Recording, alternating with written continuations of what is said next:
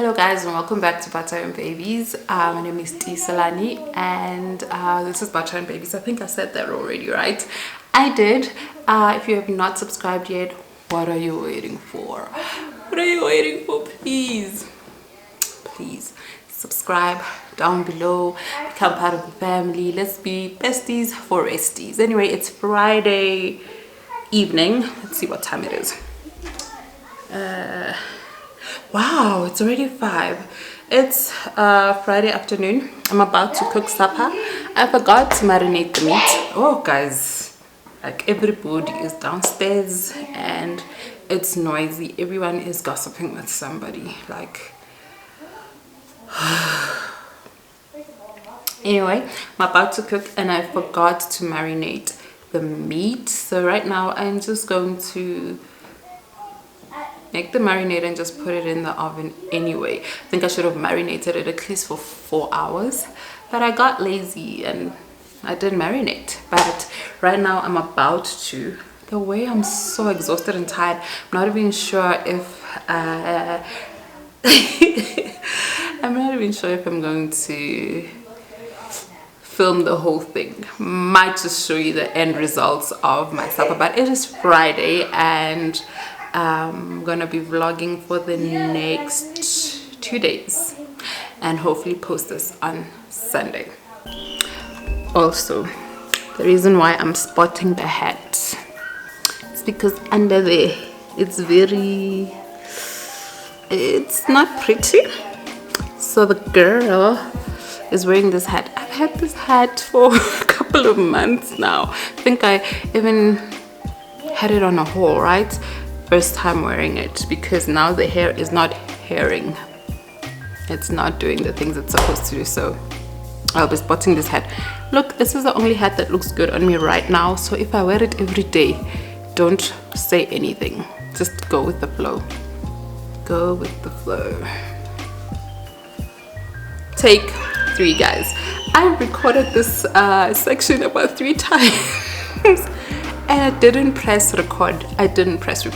Anyway, I'm gonna say this for the 3rd time. I'm using it for the 1st time, but I'm saying it for the 3rd time because your girl keeps forgetting to press record.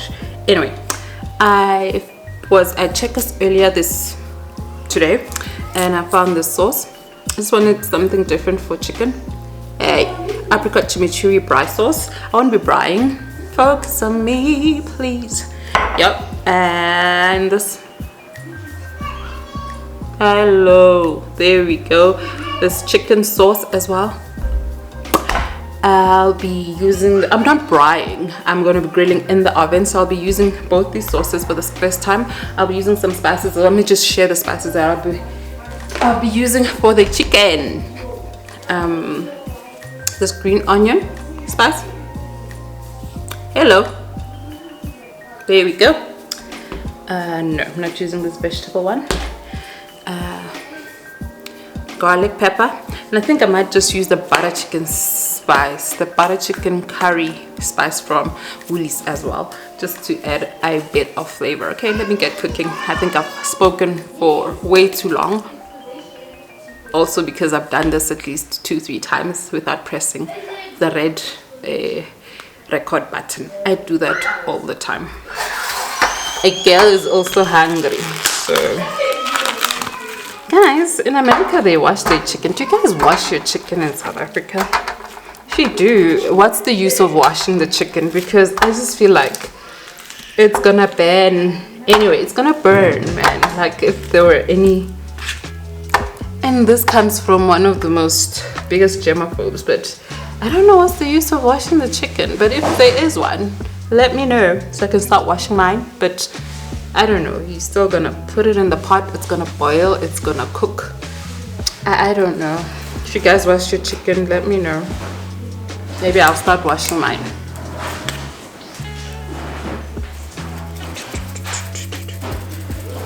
So I'm starting with the green onion. It smells very oniony. Quick. Don't want to make this like a long thing. And then coming with the garlic pepper. because I'm putting on the garlic pepper, I'm not gonna put I'm not gonna grind black pepper on there. Let's be liberal a bit. Liberal. So these spices usually have a lot of salt in them. So when I use these spices, I never add salt. There we go. Okay, I think I'm gonna grab that.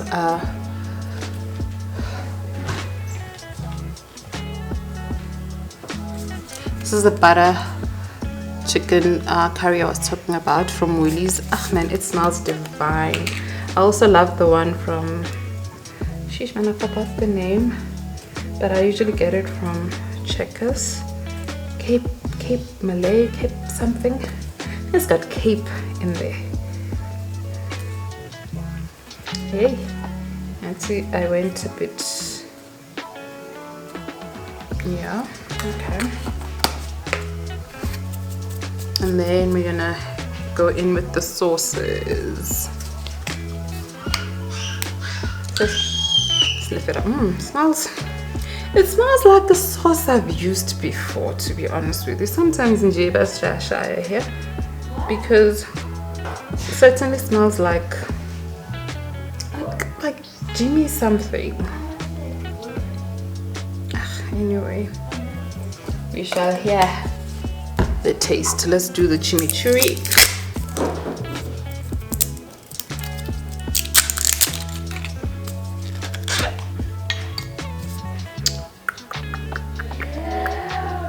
Okay. Ooh! Oh no, that's I thought I did a lot. No, that's fine. So I'm gonna put it in the oven and I'm gonna mix it up, put it in the oven, and it will be back when it's done. I actually struggle peeling things. No, well, yeah, I do. My mom always says that my potatoes, like I cut huge chunks. She says I finish the potato while I'm trying to peel it. This peeler is not, I can't use it. And now I feel like sweet potato. Oh, well, it's not bad. I think I'm doing it. I just got tired of rice and pap and my fingers, they have spice. It's not dirt like but sure, not too bad. I now want to do I just want to take my knife and do the thing that my mom says I do, finish the potato, because there's no way I'm gonna peel this for 7 hours. No way. Here's Mr. Knife. We're just gonna chop, because ain't nobody got time for aesthetics. Children want to eat. Catch you later.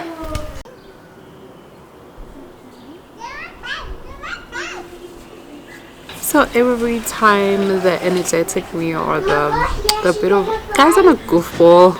I'm a huge goofball. Like, I think one of the biggest goofballs ever.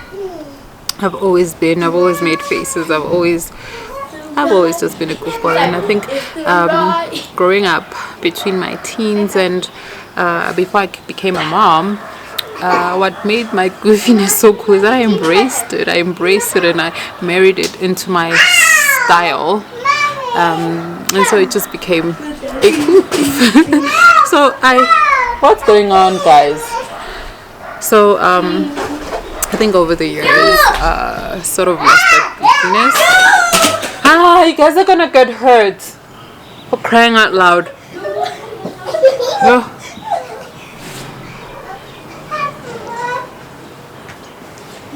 I think over the years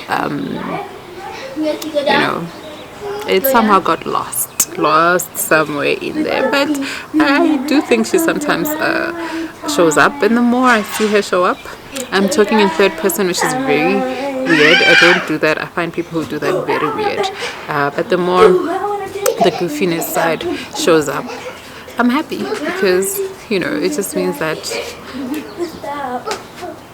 Giselani is trying to bust out. She's trying to bust out. But yeah, still cooking. Everything is in the stove right now. So It's about 5:45 now. Guys, I had to cook rice because I couldn't peel all of that stuff. I peeled a little bit and I couldn't. Peeling sweet potato is a job and a half, and job that I wasn't really in the mood to do. So I stopped and I have a bit of sweet potato and some rice, and yeah, that's what we'll be having today because I couldn't do it. You know, halfway through peeling, I thought to myself, why didn't I just buy ready peeled soft sweet potatoes? Because no, I can't. Hard labor. Guys, did I not burn the meat? Did I not burn the meat? It's burnt. No, it's burnt. And I can't even pass it off for charred. I can't come and say, oh, the meat is so charred. It's burnt. It's really burnt. I'm even embarrassed to show it. If I do show a plate, I'm going to turn it this side so you don't see the burnt sides, and everyone can just take off the skin and eat the meat because I put some effort into it. But I think I'm done for the day. I'll pick up the camera again tomorrow because wow, I burnt the meat. Anyway, it's Saturday already and I didn't vlog since the morning. It's around, what's the time, Rupumo? I think it's 3. It's 3. I got lazy too. 3:30. Wow, it's late. Your iPad? Where are you taking your iPad? Anyway, the meat was really good yesterday. How was the meat yesterday? No one said anything. Even though it was crunchy. Oh, shit. I just didn't have the bottom because it was burnt, but it was good. I got Pasani asked for more, so that's a good sign. Daddy ate about 4 pieces, so I'm at the cake table where the split is. So yeah, it was good. It was burnt. Most of the stuff was burnt, but it was really good. So I'm actually tempted to use the same recipe for tomorrow's chicken for Sunday lunch. Only this time it's gonna be made in open flame outside on the Bride grill thing. Anyway, we're going out just to grab a couple of stuff, and we are back in probably an hour or 2. Yeah. Are you gonna put your Happy Sunday, everybody. I hope everybody's doing great on this beautiful Sunday. Even if you're not watching this on a Sunday, I hope you're still doing good. I've been hoping and praying that I'd bring Sundays with Tiselani back, and yeah, I think we back. We started last week, even though it wasn't as structured as I want it to be. In fact, I'm still figuring things out and figuring the structure out again, but I'm glad that we're bringing it back. Last week I posted in the evening, but today we'll be posting in the morning, and judging on how it goes today, I'll see when I post it. So it's either going to be in the morning, 8 in the morning, well, I don't know, we'll figure out the time, or 8 in the evening. So this week was like not the greatest of weeks, and I think I said it in my previous vlog that I was having a hard time. I actually noticed it translated on camera for me. I could tell the energy wasn't there.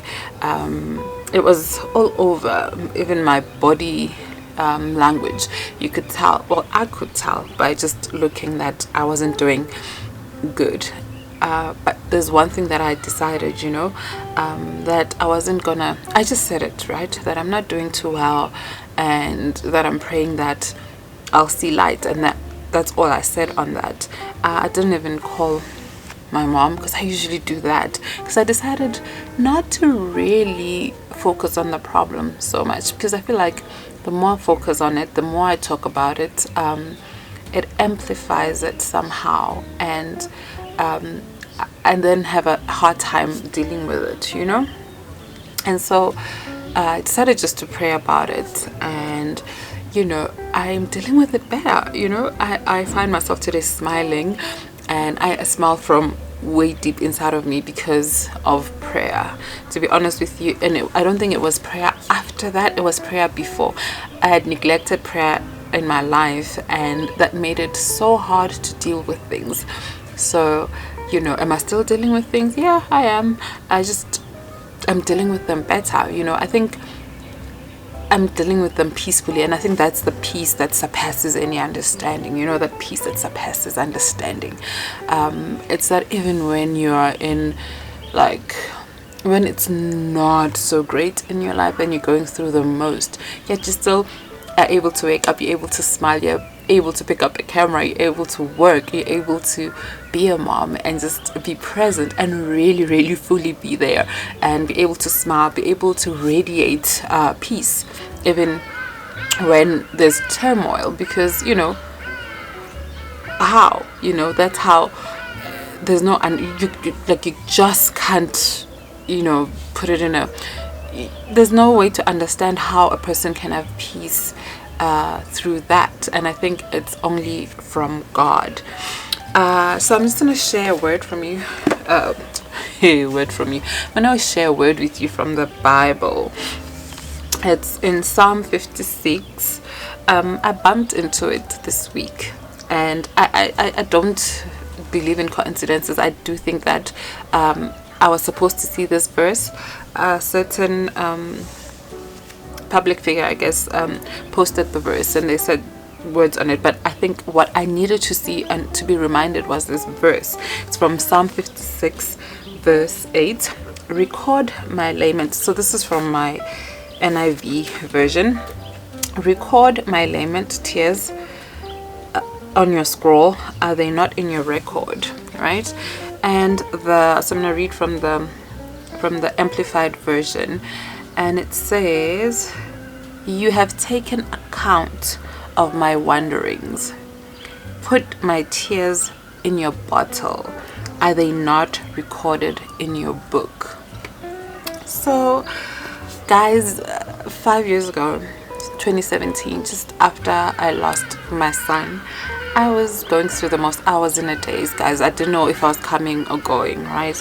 And I think prior to that, I had been struggling with a lot, and so his pregnancy for me was like, yay, I think there's light. I was like, yay, finally something, finally there's something good that's happening to me. And just 2 weeks after it landed, it was taken away from me, right? So I went into the biggest depression like ever, you know, because I had even decided that, you know, as soon as he comes, I'm gonna put him in a little thing, and I'm gonna be going up and down, we'll be making music. I had my life planned, you know. That was for me, that this was the light, and that light was literally switched off before it even had a chance to light up. So I was going through the most. I remember it was probably about 3 weeks after his funeral. We were at the mall, my husband, my mom, and my 2 kids. So I had 2 kids then, and just the one that I had lost. I wanted this book so bad. When I was like, I need a book. Let's go to Coom Books. I need a book. I need to read a book on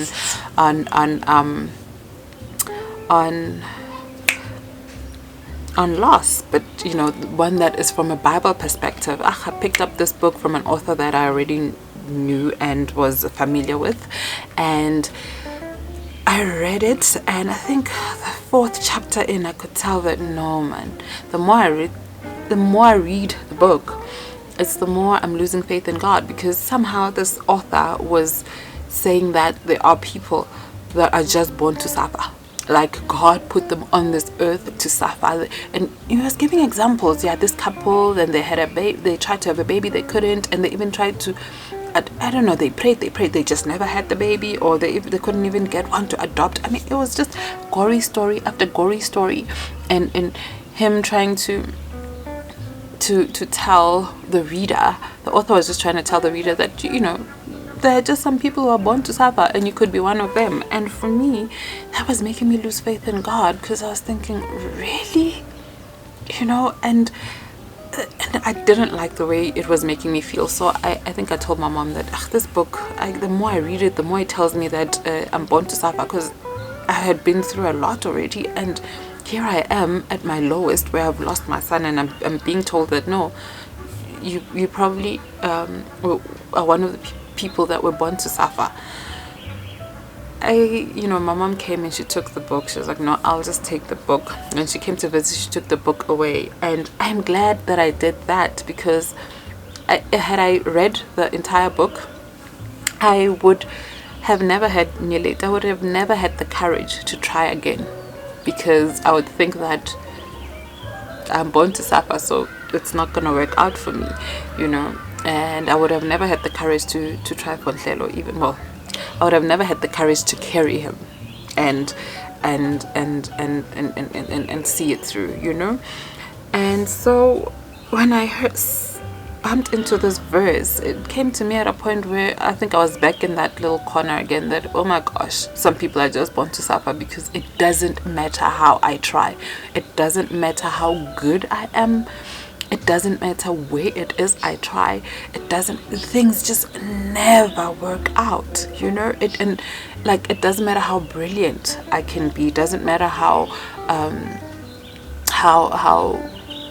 it can get A's in a certain thing, it will just never work out anyway, and I don't even understand why. It's hard. It's a hard thing. I'll give you an example. With my studies, I'm still struggling with that. I'm really struggling that I had to quit that. One of the things, it was, I would say, critical thinking. It's one of my favorite things to do. I had an average of about 92% when I was supposed to go into my exam. So I went into exam with an average of 92%, which, look, it didn't even matter. I just literally had to just scribble a couple of things and I would still pass the module, right? The exam was released at 12 o'clock, because we were writing from home. It was released at 12 o'clock and I decided, you know what, I know that we've made plans for someone to come and help me out during the day. We've made plans during the day that I'll have someone to help me out while I do my exam. But things happen and, I might just find myself not being able to write. So to just as a backup, I'll wake up at 12 o'clock when the exam is released and write the exam. By the time everybody wakes up in the morning, I will be done and I'll just hand it in and I don't have to worry. Surely at 12 o'clock I was up, took my computer, and my baby decided to wake up at 12 too, and he just cried, guys. It was like somebody was pinching him. Like he never wakes up to cry. It never happens at 12 o'clock. I can wake up but that day he cried like someone was literally pinching him for a whole 2 hours. We fought to a point where it was like, okay, I'll just put you on my back. I closed my computer. This was at 3 in the morning. I was like, okay, fine, there's no way I'm gonna do this. Closed my computer, put him on my back, probably slept at 4 in the morning, right? And during the day, surely that plan that was made, it fell through. So no one was there to help me write the exam, and I ended up not even writing the exam. I cried. I cried. It felt like somebody literally crushed something inside of me, because here I worked so hard during the year and I got a 92% average for something which is very, and I couldn't even finish it, so I'm just giving you an example of one of the things that has been really stressing me out. But and when I saw this week Zoleka Mandela and what she's been going through and all the things she went through, it also just brought me back to that thing that, was that author right? Are some people really, really born to suffer in the world? Guys, I'm a little teary right now. And I'm trying my best to push back the tears. But as it brought me back to just that as some people really, really born to suffer. And I struggled with this entire week until I came to this verse. And I think this is the verse that really really comforted me. So I'll go back to it via the amplified version. You have taken account of my wanderings, put my tears in a bottle. Are they not recorded in your book? I was just reminded that,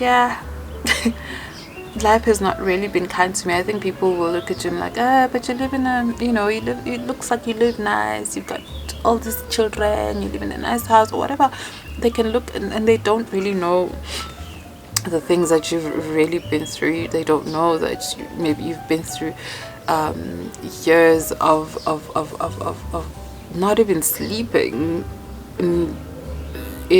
I don't even want to get into it. I don't even want to get into it.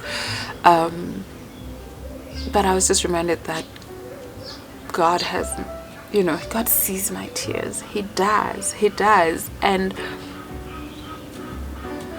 sometimes it looks really tough. I mean, losing my son was really like, what the heck? I lost my faith. I lost everything. And then, the doctors were like, yeah, well, you're never going to have a son again. So don't even try to have children. Even tell your kids not to try to have children and stuff like that, That for me was like, really? Then, after like 4 years, God was like, hey, here's a boy, and so that just shows that, God had those tears in a bottle. He saw them, and he gave me a son later on, even after I was told, no, you're not gonna have one. So that's just an example, and it just reminded me that, God sees us. He sees all our tears. He sees all our struggles, and he loves us, and that he will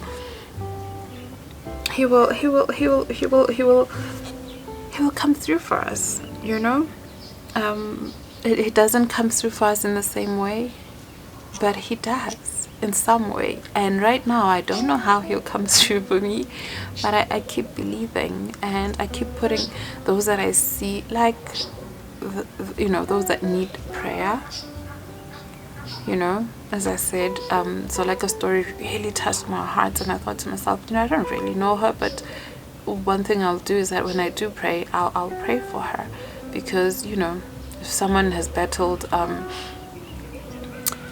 cancer twice, and then battled addiction, lost kids, I mean, that's a lot for one young person. So I think she's still young, she's still under 50, so she's a young woman. So it's a lot for one young woman to be through. So I thought, I don't know how God will come through for her, but I'll pray that he does. I pray that God comes through for her, and I pray that God comes through for you too. I really don't know if you're watching this and you're going through something, or you've been through some things, because when I say I've been through some things, I'm talking for 13 years, 14 years that I've been struggling with a whole lot of things. And the more you feel like you're jumping over a hurdle, it's like something comes and snatches it away, or things just never work out. But God says that it says in his word that, and then the more, let me see, and he says, then my enemies will turn back. Guys, I actually do wear glasses, but I haven't worn them in a while. Then my enemies will turn back in the day when I call. This I know, that God is for me. In God whose word I praise, in the Lord whose word I praise. In God I have put my trust and confident reliance. I will not be afraid. What can man do to me? In God I put my trust and confidence. In God I have put my trust and confident reliance. I will not be afraid. What can man do to me? Anyways, I'm closing, and I know this was way too long. Just put your trust in God. Just be confident in him, and don't be afraid. Don't be afraid. Just always put your trust in him, even when it looks like man is winning, man is dragging you down. I'm not talking about a man. I'm talking about people. Always put your trust in him. Always put your trust in him, because he is, greater is he that is in you than the one who is in the world. Happy Sunday, and I will see you next Sunday. Bye bye.